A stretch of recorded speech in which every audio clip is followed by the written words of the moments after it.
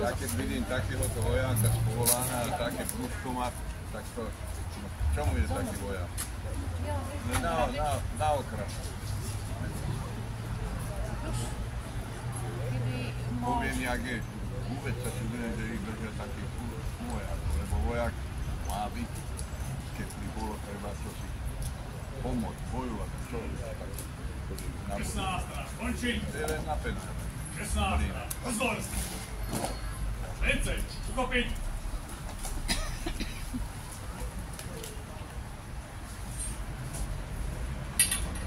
16, pozor.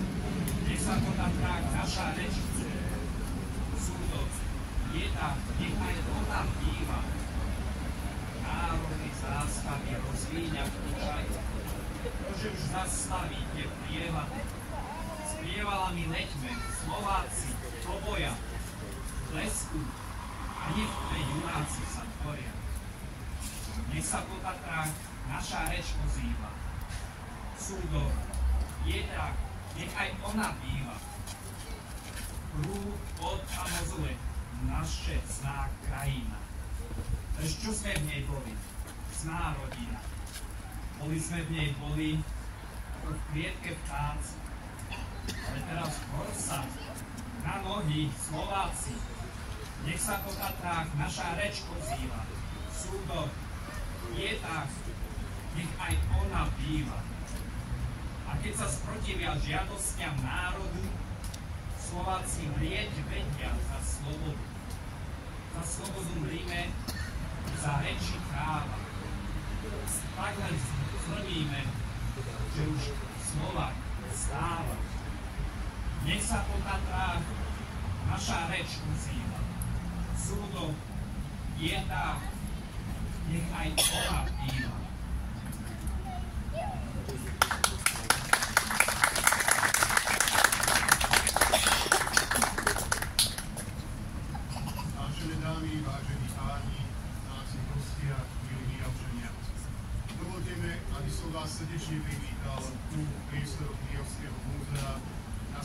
stretnutie pri príležitosti 176. výročia vzniku prvej Slovenskej národnej rady.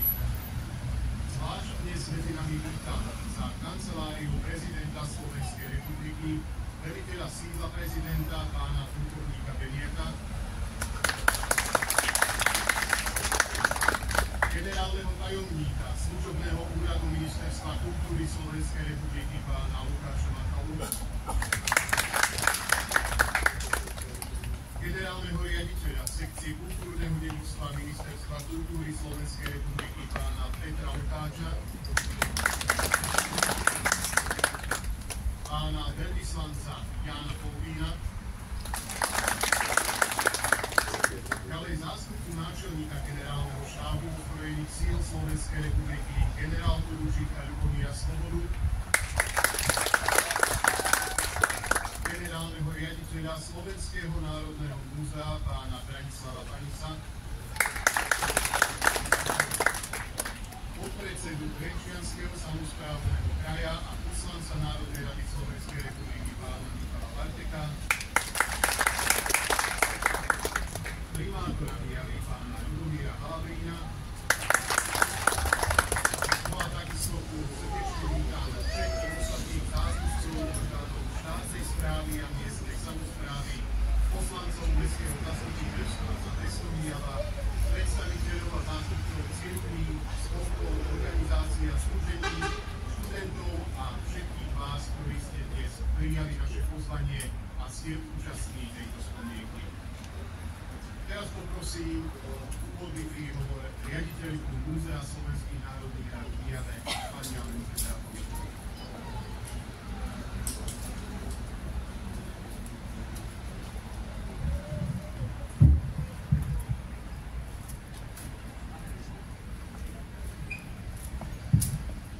Vážené dámy a páni, vzácni hostia, milí Mijavčania. Som veľmi rada, že ste prijali pozvanie na dnešné spomienkové stretnutie. Srdečne vás vítam na tomto pamätkovom mieste v mene vedenia Slovenského národného múzea a predstaviteľov mesta Mijava. Práve pred 176 rokmi sa Mijava hlboko zapísala do našich národných dejín. Je obdivuhodné, že skupina mladých národne uvedomených ľudí na čele s Ľudovíkom Štúrom dokázala zburcovať slovenský ľud a zorganizovať národné povstanie, a to všetko za veľmi ťažkých podmienok danej doby. Mijavsko, tento krásny, ale chudobný kraj obývaný čistým slovenským etnikom, bol v polovici 19. storočia aj vďaka významným osobnostiam a udalostiam akoby predurčený k tomu, aby sa stal nositeľom revolučných udalostí. Náš významný rodák, evanjelický kňaz, národný ľuditeľ a priamy účastník bojov v rokoch 1848 a 9 Jan Tokan to stručne vystihol vo veršoch. Ja prvý spievam o veľkej Mijave, prvé slovenské zástavy tam viali, a keď sa pohol svet a vek šiel sláve. Ako priamy účastník vystihol atmosféru Mijavy a jej kopaníc v septembri roku 1848, keď sa začiatok týchto udalostí odohral práve na slovensko-moravských hraniciach a keď Don Anny Koleňovej poskytol priestory na rozhodujúce zhromaždenia i na pomoc raneným v prvých bojoch revolúcie. Ľud tohto kraja dokázal sa organizačne zjednotiť, aby ukázal svoju vôľu po slobode. I keď bola prvá Slovenská národná rada založená 16. septembra 1848 vo Viedni, za miesto svojho prvého zasadnutia si politickí predstavitelia vybrali práve Mijavu.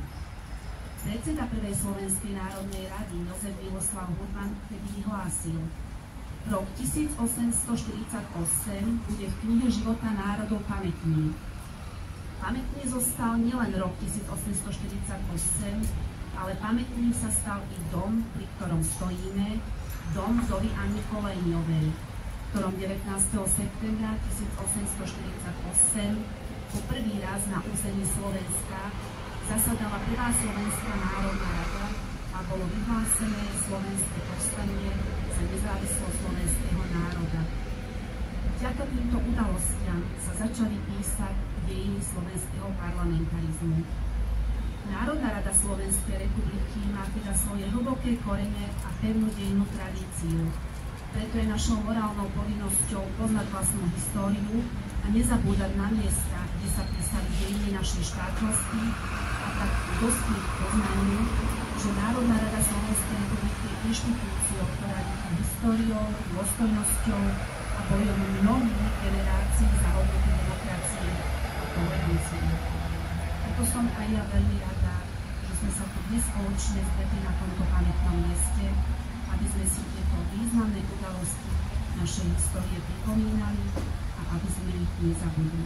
Vítajte na mňa.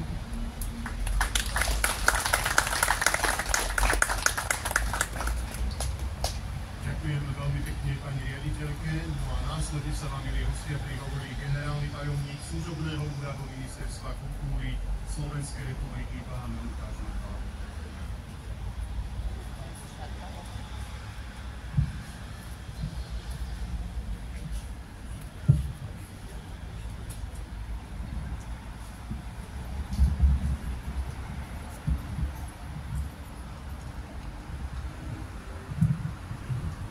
Ctení protokolárni hostia, drahí Mijavčania, Slovenky, Slováci. Stújnoho, posvátna místa sú, kamkoliv kráčiš. Odkaz slávy céry Jána Kolára je nadčasový. Ukrýva v sebe múdrosť predkov, aj vrúcný vzťah autora svojej domovine. Zastavme sa, stížme sa, pokúsme sa aspoň na niekoľko okamihov zahlbiť sami do seba. Upokojme rozorvané myšlienky našej hysterickej súčasnosti. Práve tu, v srdci Mijavského kraja. Miestne kopanice, Brezová pod Bradlom, Stará Túra alebo Poriadie. To sú posvetné miesta prvého slovenského národného povstania.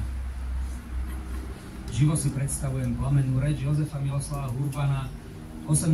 septembra 1848, keď spolu so svojimi druhmi prekračoval slovensko-moravské pomedzie a nabádal krajanov, aby vstúpili do otvoreného boja za národnú svojbytnosť.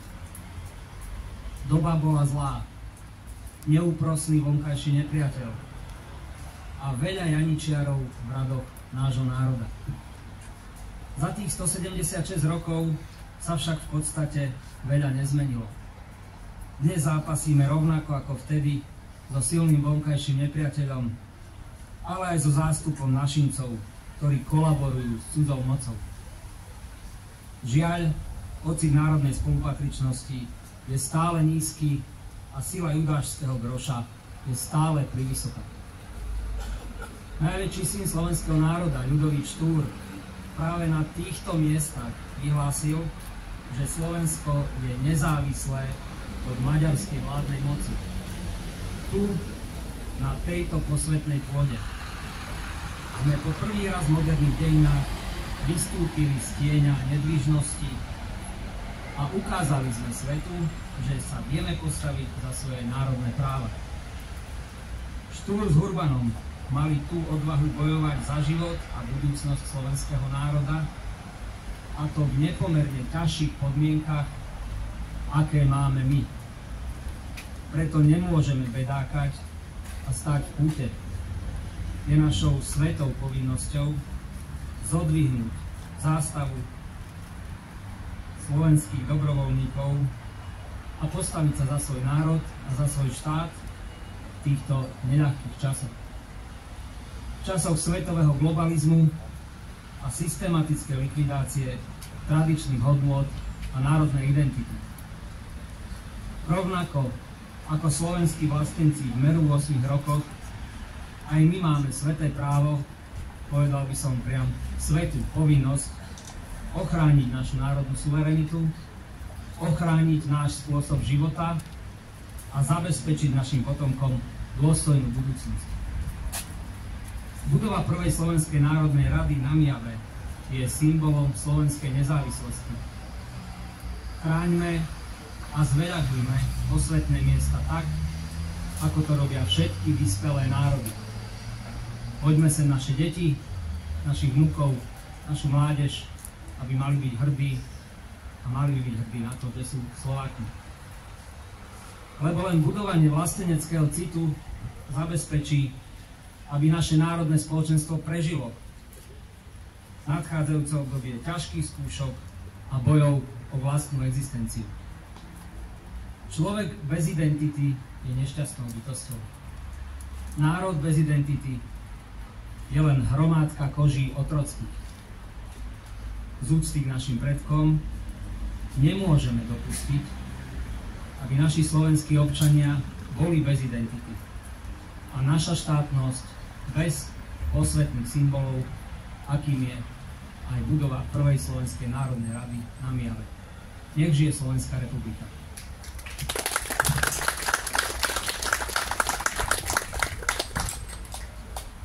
Ďakujem veľmi pekne. Napokon by som poprosil o slovo pána podpredsedu Trenčianskeho samosprávneho kraja, poslanca Národnej rady Slovenskej republiky, pána Michala Bartka.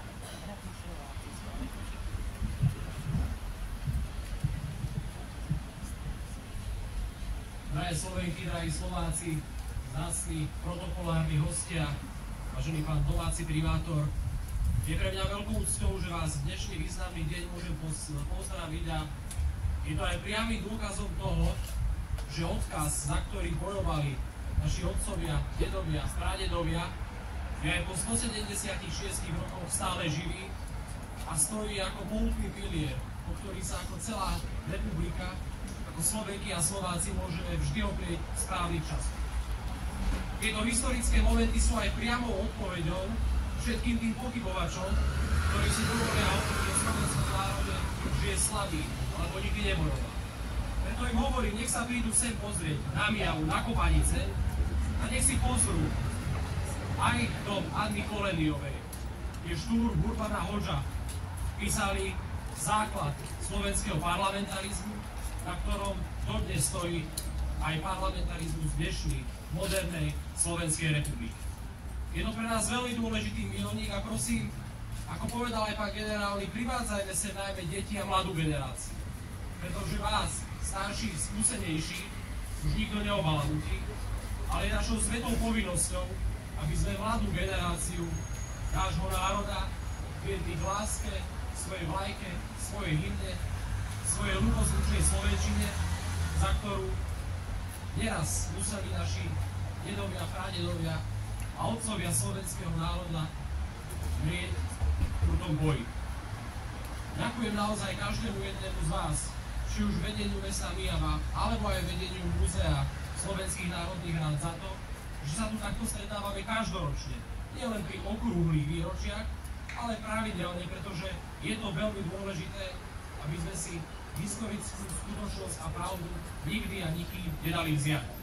Viete, nie je to náhoda, že Štúr, Urban a Hoďa si vybrali práve Mijavu.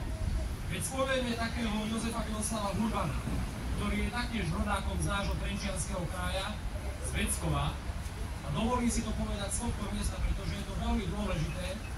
Doteraz vo svojej rodnej obci Jozef Miloslav Urban nemal žiadnu sochu, žiaden pamätník, len jednu ošarpanú dosku na svojom rodnom dome.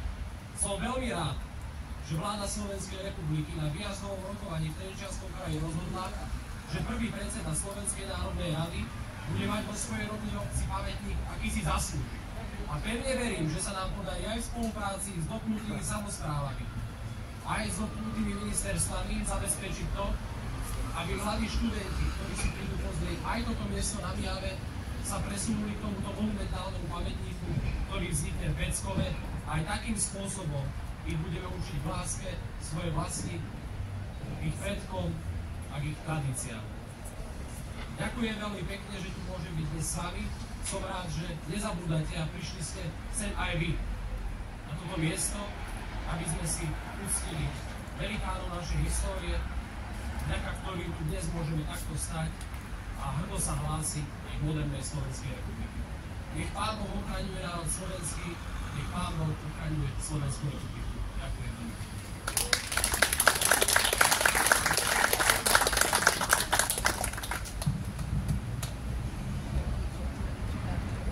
Vážení hostia, týmto sa prvá časť dnešnej spomienkovej slávnosti pri príležitosti 176. výročia vzniku Slovenskej národnej rady končí. V tej druhej časti bude nasledovať prehliadka expozície Slovenská národná rada toho času a prehliadka domu Anny Koleniovej, kde prvýkrát na území Slovenska zasadala prvá Slovenská národná rada.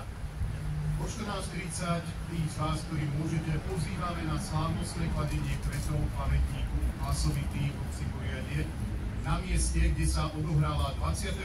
septembra 1848 posledná bitka septembrovej výpravy slovenského povstania. Dovolte mi, aby som z tohto miesta vyslovil naše veľké poďakovanie Ministerstvu obrany Slovenskej republiky za dôstojné zabezpečenie dnešnej spomienkovej slávnosti, a to prostredníctvom ozbrojených síl Slovenskej republiky za poskytnutie vojenskej huty a čestnej jednotky. Vážení hostia, dovolte mi, aby som aj vám všetkých v mene organizátorov poďakoval za účasť na tomto podujatí, za to, že ste prijali naše pozvanie a pripomenuli si spolu s nami na tomto pamätnom mieste významné udalosti našej histórie, vďaka ktorým sa začali písať dejiny slovenského kultúry. Ďakujem vám veľmi pekne za pozornosť.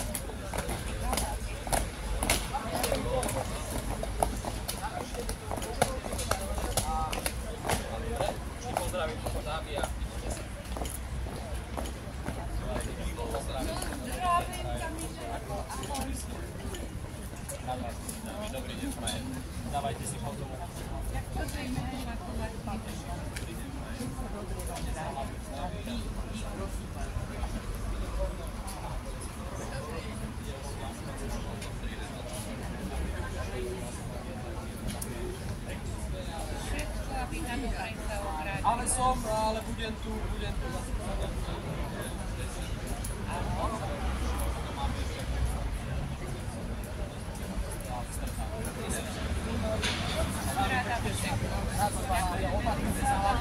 Vidíme sa, dobre?